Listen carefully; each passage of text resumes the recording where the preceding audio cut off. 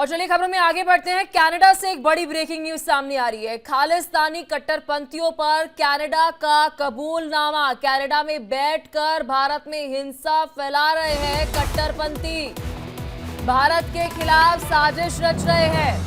खालिस्तानी कट्टरपंथी पर कनाडा से बयान सामने आ रहा है। भारत में हिंसा को बढ़ावा देने में जुटे हुए हैं खालिस्तानी। आपको याद होगा पीएम 3 देशों की विदेश यात्रा पर थे। G7 में कनाडा में पीएम शामिल हुए थे और उसके बाद ये बयान सामने आ रहा है। कनाडा का ये मानना कबूलना कि भाई खालिस्तानी हिंसा बढ़ा रहे हैं, भारत के खिलाफ फंडिंग प्लानिंग तक कर रहा है खालिस्तानी। कनाडा की खुफिया एजेंसी CSIS का ये दावा है। इस खबर पर और अधिक जानकारी के साथ मेरे सहयोगी आशीष सिन्हा हमारे साथ फोन लाइन पर जुड़ चुके हैं।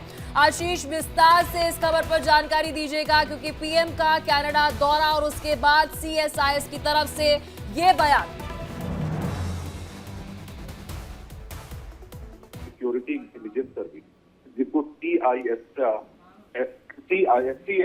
कहते हैं, ये हर साल अपनी एक वार्षिक जो रिपोर्ट है यानी जो रिपोर्ट है वो तैयार करती है।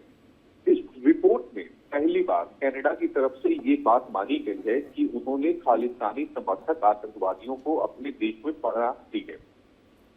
अगर आप इस रिपोर्ट को पढ़िएगा तो आधिकारिक तौर पर इस बात को स्वीकार किया गया है कि खालिस्तान समर्थक आतंकवादी भारत में हिंसा को बढ़ावा देने, फंड जुटाने और योजना बनाने के लिए कनाडा की धरती का इस्तेमाल कर रहे हैं।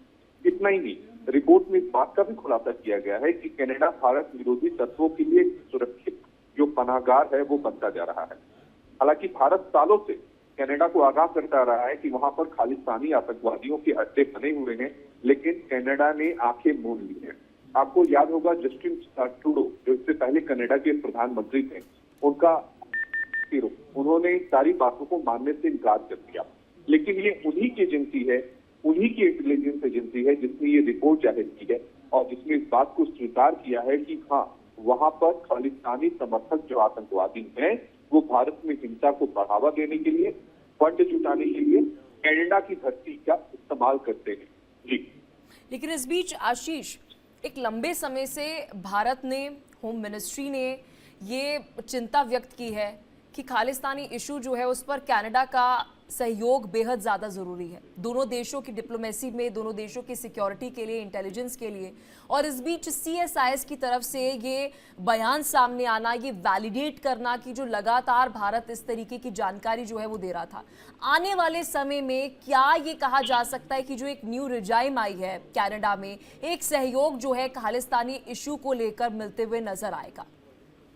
देखिए, ये सहयोग की तरफ पहली सीढ़ी है, इसे समझना चाहिए। ऐसा नहीं होगा कि CSIS को पहले पता नहीं होगा कि खालिस्तानी आतंकवादियों का जो गढ़ है वो कनाडा बनता जा रहा है, पहले भी पता होगा।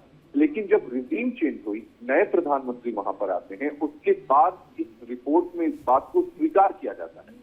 कोई भी आतंकी संगठन एक महीने या एक साल में किसी भी मुल्क पर अपनी पकड़ मजबूत नहीं बना सकता।